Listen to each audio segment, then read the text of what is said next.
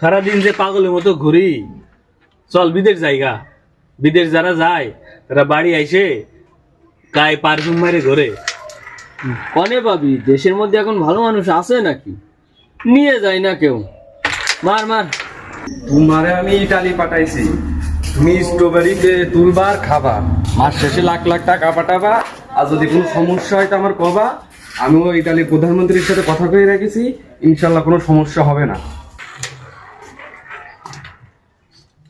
এ তোরা কি করতেছিস এখানে? আমার ইটালির থেকে কল আইছে তো, এইভাবে সময়টা নষ্ট করতেছিস তোরা? কি ব্যাপার? চিনলাম না তো। আর দেখ কতগুলা 3 ফুটওয়ালা মোবাইল। এই সিনা সিনা লাগতেছে, আক্কা জালি না। এই তোর এরকম অবস্থা কেন?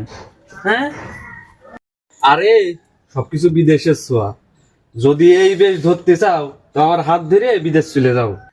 ও বিদেশ লোক পাঠাই, দালাল নাকি? আরে দালাল হব কেন, হালাল। আমার হাত ধরে লোকজন বিদেশ যাচ্ছে, বিদেশি ডলার বিদেশি টাকা ইনকাম করে দেশে পাঠাচ্ছে, বিদেশি সেন্ট গায়ে মেখে ঘুরতেছে। এ বন্ধু, এসব বাদ দে, চল বাড়ি যাই। বাড়ি যেয়ে টাকা পয়সা ম্যানেজ করি। আচ্ছা আচ্ছা আচ্ছা, দাঁড়াও দাঁড়াও, আমার একটা কল এসেছে। হ্যালো, ও আচ্ছা আচ্ছা, তুমি ওয়াশিংটন গেছো? ও বেতন বেতন কত আসতেছে? আচ্ছা আচ্ছা, 5 লাখ। আচ্ছা আচ্ছা আচ্ছা, রাখো রাখো, আমার একটা কল এসেছে। হ্যালো, ও তুমি সৌদির শেখের সাথে আছো?